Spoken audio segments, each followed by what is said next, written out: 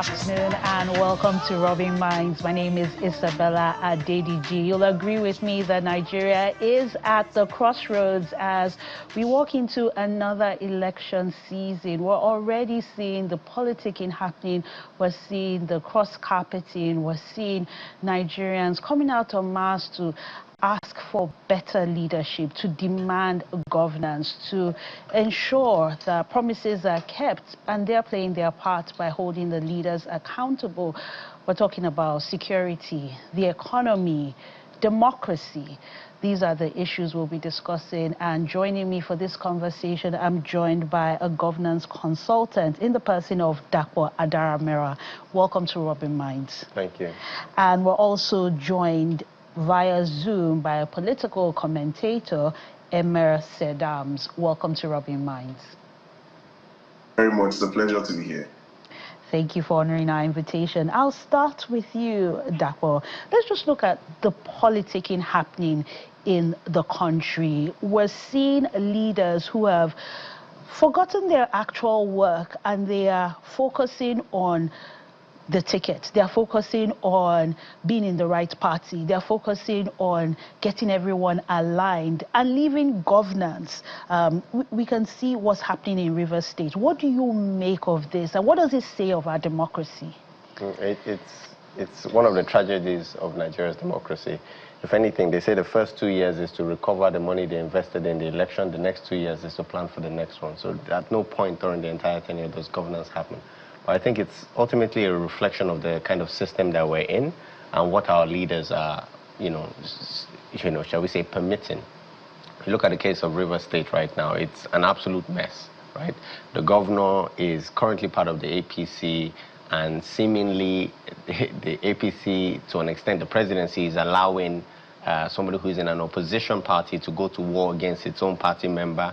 It's quite embarrassing, and to me it doesn't show any consistent level of leadership, because right now I think the president is caught between his own party leaders who are of the opinion that they must support somebody who is their leader in that state, and Nelson Wike, who on the other hand, we don't know the nature of his relationship with the president, but the president seems to have given him a long leash, shall we say, to do a lot of things that are both embarrassing to the country, but especially embarrassing to the presidency and to his party as well. I'd like to hear from you, Emer Sedams. I mean, where does the Constitution come in? I mean, we should have checks and balances. There should be limits. It should protect the people to ensure that governance happens, not at the expense of politics. Unfortunately for me, I will say that we are running a unconstitutional government right now, a system whereby the rule of law does not apply. We are, I say, in a government of Tinubu for Tinubu by Tinubu. So it is something that I cannot for certain speak on constitutionality with this government in place. So what we're seeing right now is just rascality and absolute abuse of the rule of law. So for me, the people that are meant to check and balance the Constitution, the judiciary, the lawmakers, they are all in tandem, they're all in bed with the executive. So we as a people, we cannot be talking about rule of law. There is no rule of law as it is right now in Nigeria. Decry, those are very indicting words, and you can't talk about politics without talking about the economy, because at the end of the day, people are thinking about food in their bellies. They're thinking about sustenance of their families, paying school fees, paying rent, being able to just get by to the next day. How would you rate this government? I mean, we're getting to almost the eve of this administration in terms of economic performance. I would say in terms of their policy and decision-making around economics, it shows a certain callousness and disregard for the well-being of the normal Nigerian, right? Because while some of the steps that they have taken are arguably correct, the sequence and the timing of these things are so poor. In the last 2 years, we've seen the removal of fuel subsidy. Yes, we all agree it's good, but you remove that, you float the naira at the same time, and then you introduce a taxation on it and everybody. It's absolutely insane that any government would do that sequence of events within a period of about 2 years, knowing what the Nigerian people are going through, knowing how that has led to inflation. It's just cold. it shows a certain disconnect, and that's understandable, because when you are ferried from your air-conditioned office through your air-conditioned car where they clear the entire road for you, it's very hard for you to really understand what the Nigerian people are going through. And it's showing in the terms of the average Nigerian today is worse off than they were 2 years ago. That's a fact, and it's just unfortunate. I want to move the conversation to security. Emerson Adams, how safe do you feel plying Nigerian roads? I don't know if you have family members or friends in different parts of the country. When last have you done maybe a road trip, for example? Because the news we hear these days of accidents, of banditry, of kidnapping, acts of terrorism just seem to become normal, that Nigerians are almost getting, used to it. It's unfortunate what we're seeing is security in the country. I think we're in the worst time ever in Nigeria when it comes to insecurity. You just highlighted a whole lot of these things: kidnapping, armed robbery, bad roads, accidents. We have seen the top most Nigerians being affected by these things. So there have been no change in the insecurity. It's even getting worse. I say that, for me, like, the second most lucrative job in Nigeria after politics today is kidnapping. We see Nigerians gather to pay ransom, to crowdfund to pay ransom for kidnapped victims across the country. We have people that have been kidnapped from the north to the south to the east and west. There is no region in Nigeria right now that is free from kidnapping. It is insane where we are right now as a country when it comes to insecurity. So look at Edo State. Edo State that used to be one of those states that you could say was once a peaceful state. Right now, it's like we saw students protesting in Ekuma just last week due to the incessant amount of kidnapping. We see CCTV videos of these kidnappers entering people's homes. This is like taking Nigeria back to the 80s, when we used to have, I think, when criminals used to write letters and tell people we are coming to people's house. So that is where we are right now. We're back to the dark days in our country, and it is absolutely insane what is happening. Our security apparatus that you expect to, be at the top of the game when it comes to this, the only time they are very visible is when we have elections or protests. That's when you know that we have helicopters in Nigeria. That's when you know that the police have gadgets to use.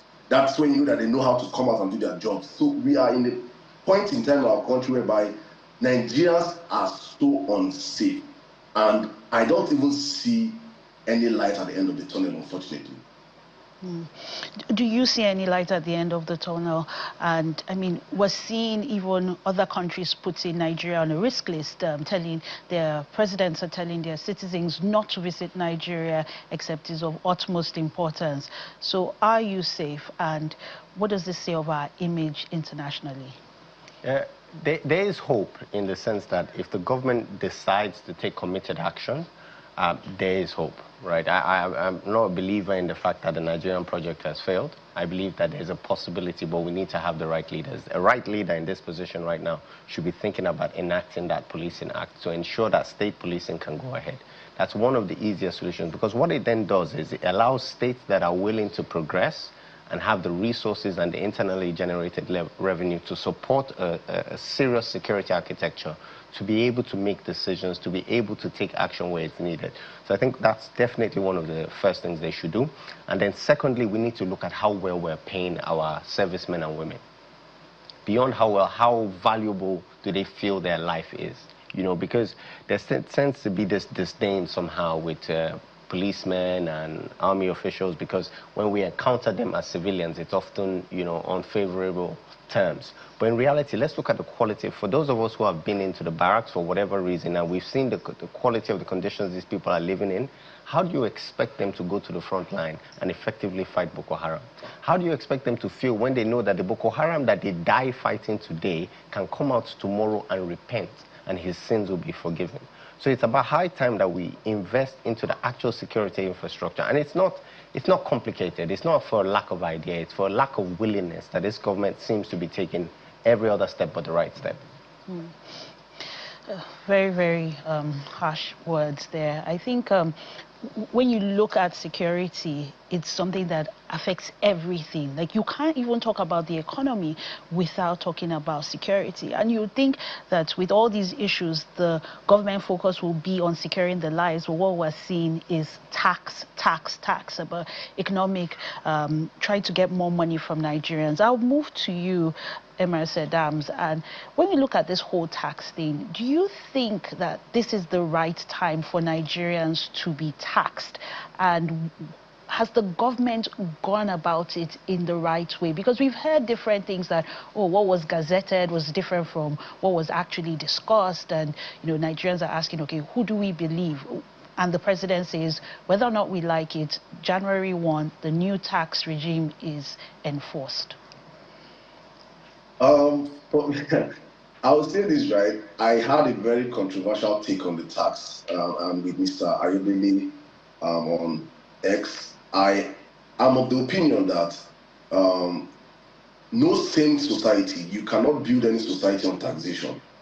No developed country in the world today was built based off taxation. The tax system is meant to be a system created to help pushing government policies already, government infrastructure already. The taxation actually is meant to be a system whereby it helps when government have provided the basic amenities, the good roads, the good water, electricity, basic health care, then the taxation will come in, then you can now tax the people that use our taxation to maintain these structures that you have created. But in a country whereby you have not produced any of these things, I produce my electricity, I dig my borehole, I provide my water, I provide my own security, I join hands with my friends to build our roads, our healthcare is in shambles. You have no right taxing such people. It is we are starting from Z to A. It is an abnormality. Only happens in Nigeria. If you have provided these basic amenities for Nigerians, you don't have to. Nigerians are the most easiest people to please. We don't ask for much. A government will spend 8 years building one road. Like this Tinubu's government right now, the only thing that they can boast of is what Coastal Road. And you see people cheering them. We are not a hard people to please. Just do those basic things for us, and we will willingly pay taxes. Abia State is an instance for it. I always use Abia State when I talk about this taxation. And Eswati came into government, and what did he do? He stopped all these taxations. He stopped everything, and he was like, let me get into work. Let me show these people from Abia that I can do something. And when he started doing his work, he started seeing the projects being done in the state. When he came in with the taxation, the people willingly paid. So Nigerians are not the difficult people to please. So for me, it is putting the cat before the wheel, or how they put state, or the horse before the cat. It is insane what we are seeing in our country today. Nigeria have no business paying taxes as it stands right now. I go back to what we have, mineral resources-wise, natural mineral resources. We are blessed with abundant solid mineral resources. We never talk about these things. We are blessed with oil and gas. We never talk about these things. We are blessed with arable lands. We never talk about these things. A government that has failed to diversify the economy should not be taxing the people. There are 1,000,001 ways of raising funds in Nigeria. We are a very extremely wealthy country. We just have people that are in office that do not understand governance. All they understand is politics, politics, politics. And as long as the same set of people are running the affairs of this country, we will keep seeing such ill anti-people policies like this taxation that have not been put into place. And unfortunately for them, the good thing that they have running for them is that we have a massive, a humongous amount of Nigerians that are ill-informed. So even what I'm saying right now, many Nigerians are going to be bearing the brunt of this taxation will come and say, what is he saying? What do you mean by you should not pay tax? How do you want the government to function? I have just highlighted and listed so many ways the government can function without our taxes. But in a Tinubu government, trust the propaganda, trust their vuvuzelas, and understand that Nigerians, if we don't stand up for our right, honestly speaking, this taxation will happen. I already know it's going to happen because we are the greatest adjusters in the world. I mean, we know how to adjust. And we'll move on to it. But go back to you, please. Yeah, time will tell how Nigerians adjust to this new tax regime. I'll move to you, Dakwa. Still on the issue of tax, we see that this government still borrows a lot of money. We're still spending a huge amount of the budget servicing debts. What creative ways can this government address all these pending issues, from the debt servicing to building the infrastructure to ensuring that cost of living does not actually kill Nigerians before all the other issues that have been mentioned so far? It's very simple. If you have a person who maybe is a gambling addict, right, increasing his salary will not solve his problems. And what I mean by that is the Nigerian government doesn't have as much of an earning problem as it does the leakage problem. We all know that corruption is rampant, and that is one of the things impacting Nigeria. Okay, take, for example, just two people now, the former Attorney General of the Federation and the former CBN governor, who allegedly combined stole almost 1 trillion naira. That's trillion with a T. It's about 900 and something billion naira that they stole. That is enough to pay for the whole education sector for about 6 months, according to the 2025 budget. Two people stole that amount of money. That is more than 6 times what we spend on research and development as an entire nation in a year. 2 individuals stole that amount of money. Allegedly. Allegedly, right? Now, when we look at things like that, we understand that, okay, if only 2 people have allegedly been caught or involved in this, let's look at what of the scale of this corruption, how far would it go, and how much of our budget is actually being wasted as a result of that. So that is, I think, the most pressing issue that any government, because corruption is a rot, and no matter the policies you bring in, it will affect everything. It will destroy anything that it sees in its path, right? And so taxation at this time is just blatantly a misdirection, or shall we say, a misstep. But there is one benefit to the taxation, right? I think for far too long, the Nigerian people have been able to lie to themselves that the money that is being stolen, the money that is disappearing, is not their money because it's being dug out of an oil well somewhere in the south, right? But now the money will be taken directly from their pockets, so that by the time the election comes round and you have paid tax in tears, and somebody should tell you, I will give you 5K for your vote, you will slap him, you beat him, and you will tell him, no way. I would rather vote for a government that is going to care and look after me, because now I'm paying out of pocket. I think that is probably the only benefit we can get from this taxation system. Thank you very much, Dakwa Adaramewa, for your contributions on Robbing Minds, and Emma Sedams, thank you very much.